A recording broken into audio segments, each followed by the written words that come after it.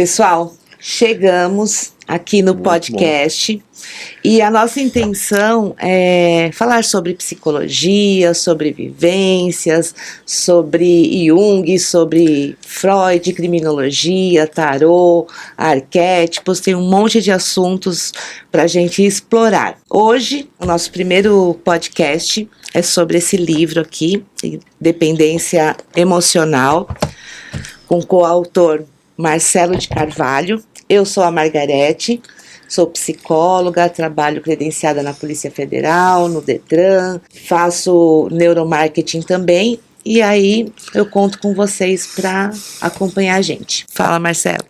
Chegamos, né? Chegamos aqui. Estou muito feliz de estar aqui com a Margarete, né? Psicóloga, mentora. E também sou psicólogo, né? Sou psicólogo clínico, trabalho com o Detran, com a Polícia Federal, sou escritor, professor. E vamos falar um pouco desse tema, né? Sim, falar um pouquinho de tudo. Muito bom. Vamos lá, então o nosso primeiro assunto que a gente vai abordar é a dependência emocional. E aqui eu já queria que o Marcelo introduzisse, né, esse assunto, qual é a importância, sobre a estatística, como que a gente pode perceber os sinais, de onde vem toda essa dependência.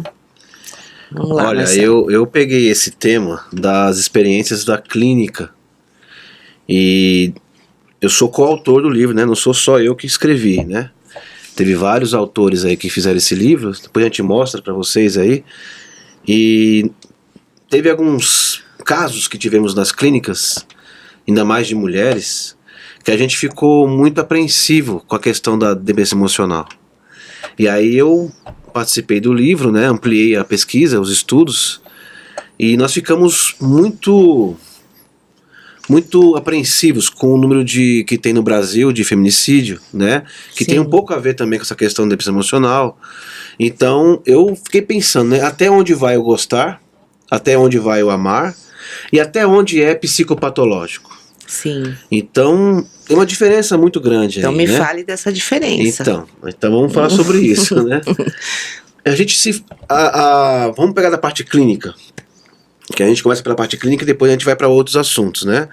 Porque é muito interessante, porque a pessoa tem um sentimento, mas talvez não sabe o porquê tem essa dependência emocional, né? E ela acha que isso é um sentimento. Ela acha que isso é algo dela, que ela está apaixonada, né? Que ela está amando, só que às vezes não é amor. Às vezes é uma carência afetiva que evoluiu para uma dependência emocional. Então tem pessoas que têm esse ego fragilizado, que vai cair numa carência e depois evolui para uma dependência emocional, aonde a pessoa meio que vive uma fantasia idealista. E ela não consegue sair desse plano, né?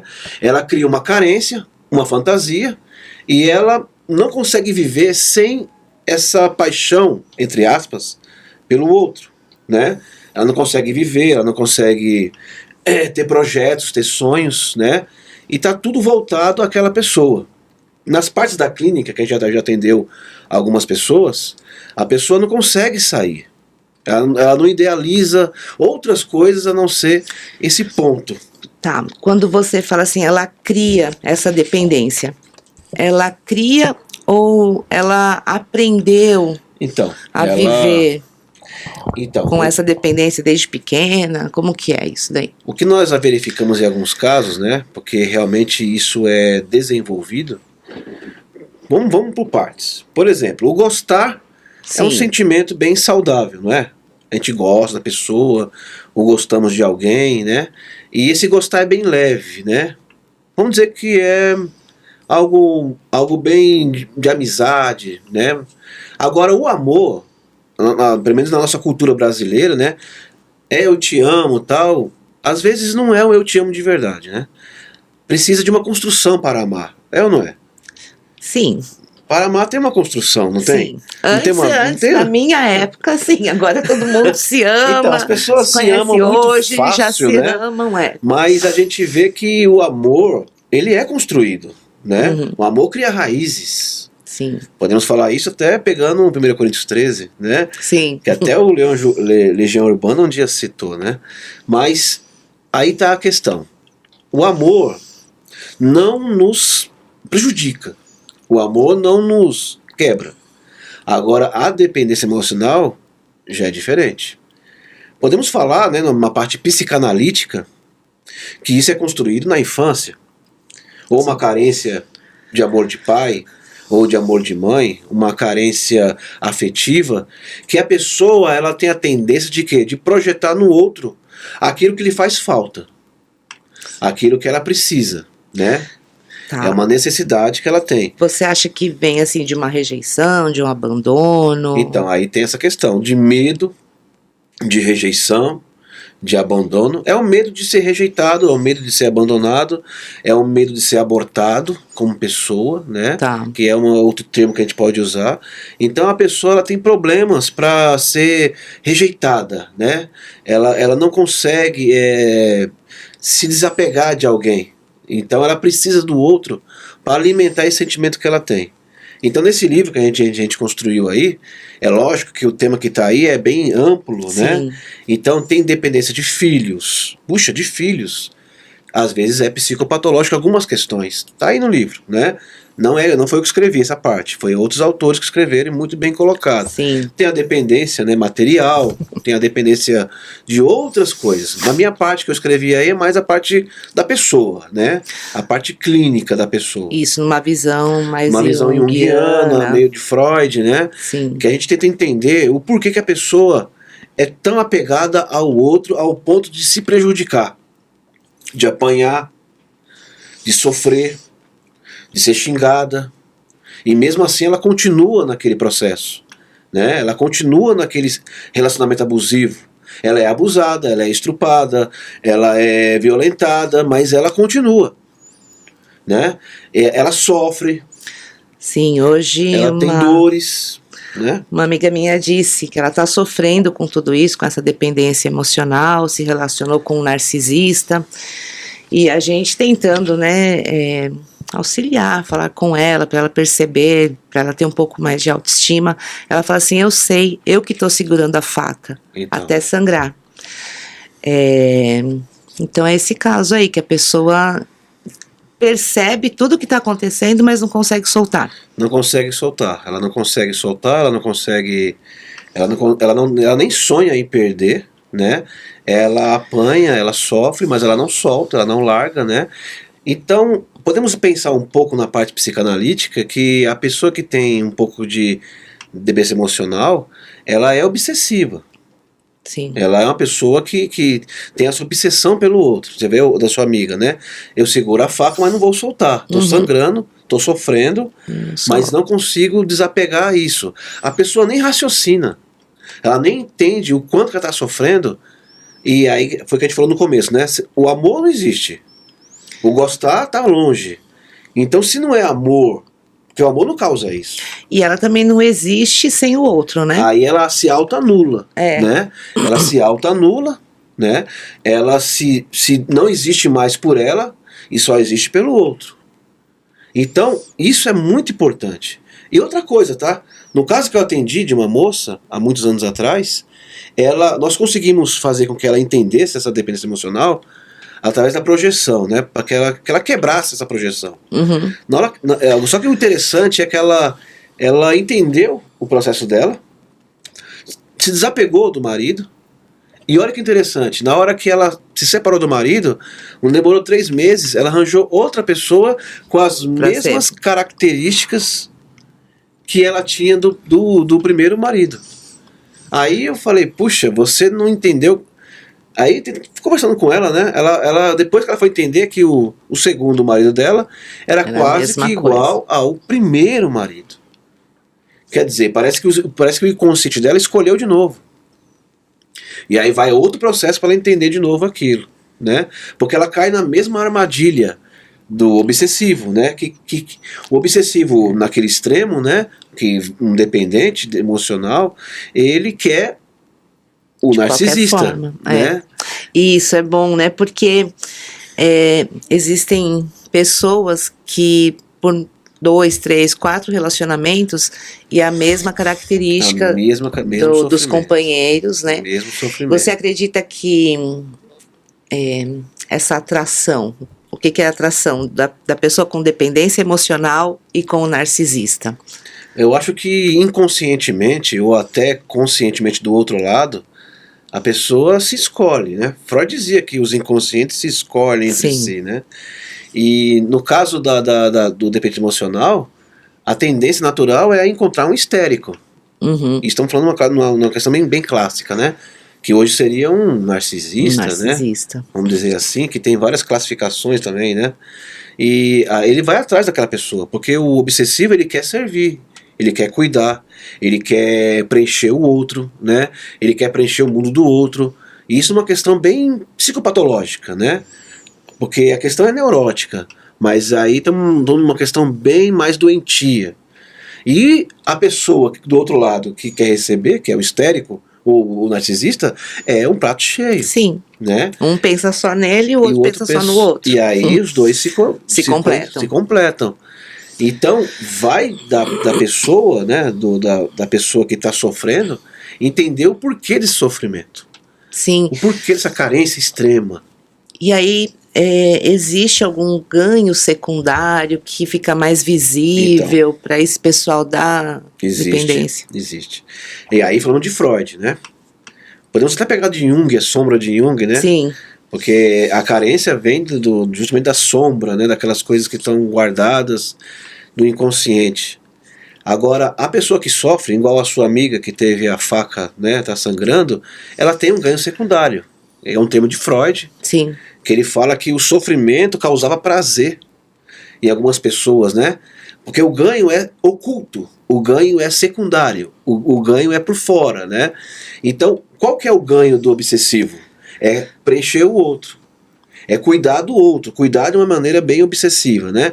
Então, o obsessivo, se ele cuida, se ele tá ali alimentando a sua fantasia, vamos dizer, do arquétipo do herói, sei Sim. lá, né? Do sombra, do curador, né? O narcisista já é a sombra. A sombra, né? Porque, então, isso causa um prazer na pessoa Sim. também. Puxa, eu dei o leite, eu dei o café na hora que ele queria. Do prestativo, né? da curadora. Então, há uma obsessão nisso. Então, essa obsessão de cuidado, de preencher o outro e se esvaziar de si para preencher o outro, é o prazer do obsessivo. Então tem esse ganho secundário que é inconsciente, que é irracional, mas que a pessoa vai se autodestruindo. Ela vai se autodesmantelando, né?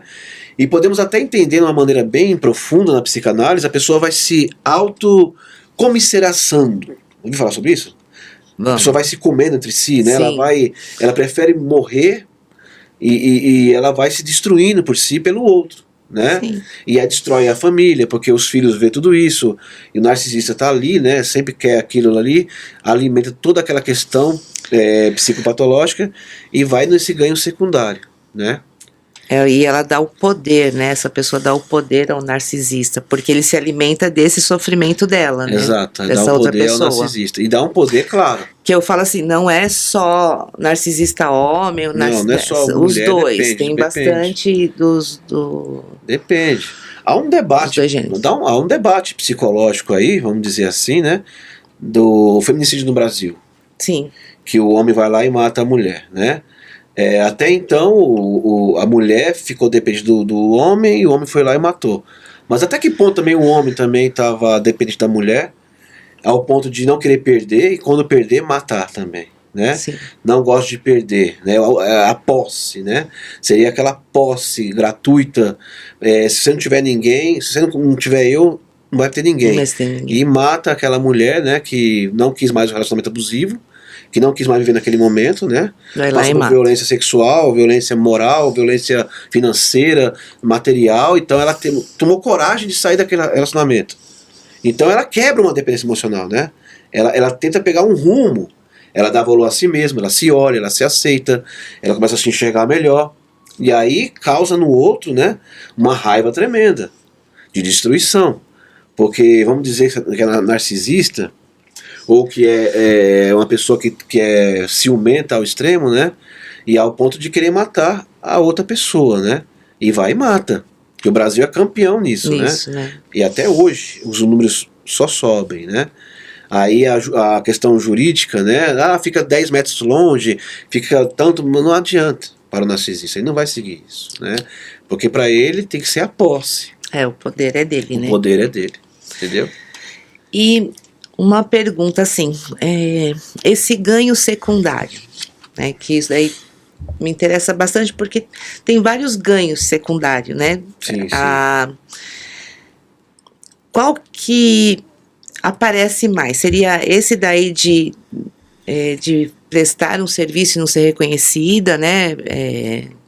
Ser solícita e não ser reconhecido? Ou assim, fazer de vitimismo na família, ganhar a atenção dos filhos por causa disso? O que você acha que mais apresenta assim, nos ganhos secundários? Se a pessoa for uma obsessiva, ela quer a atenção do marido. Não do marido. A família, eu estou tudo bem. prestando serviços para ganhar a atenção dos meus filhos.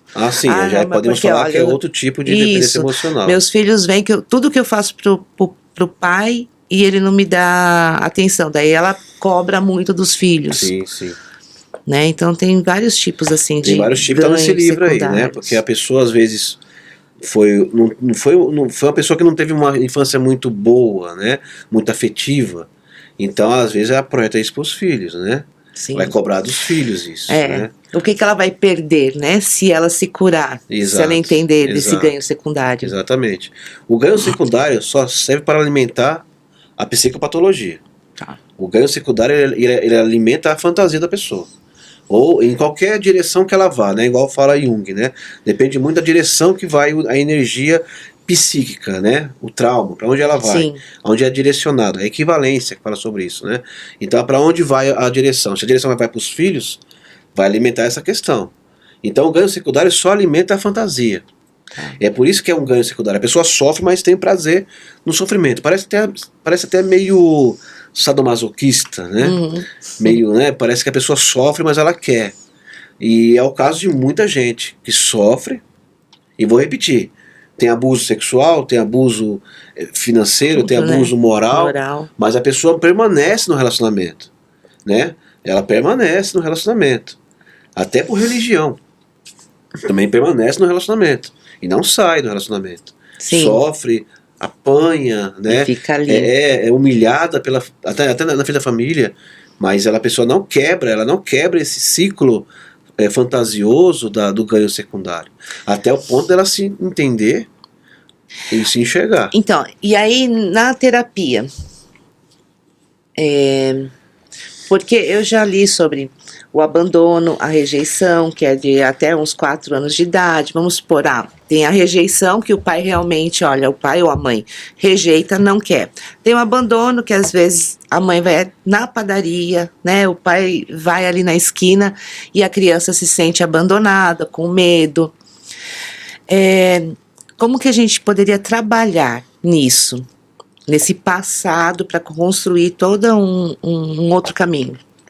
Se a gente for numa questão bem psicanalítica, né, agora a gente vai precisar entender qual foi a criança que foi abandonada, né? Foi pelo pai, pela mãe, por ambos. E aí a criança que foi abandonada, estou falando da pessoa mesmo que está na nossa frente, né?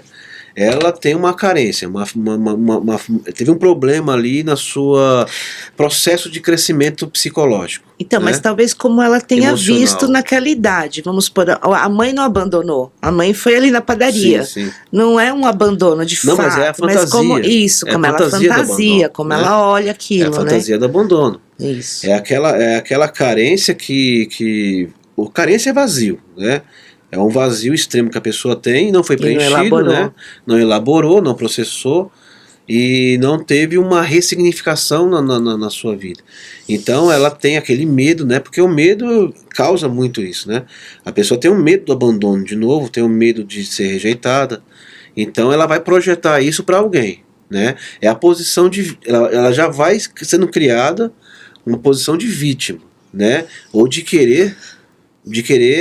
precisar de alguém forte, né? Vamos dizer assim, que é a posição que vai precisar dela, né? Porque essa pessoa tem um ego fragilizado. Ela tem um ego fragilizado. Então ela precisa ser... Desde essa primeira fantasia. Desde a primeira fantasia. Ela tem um ego fragilizado. Vamos entrar em Jung? Vamos. Vamos dizer que aquela pessoa tem uma sombra, né? Onde a sombra dela, seus complexos, né?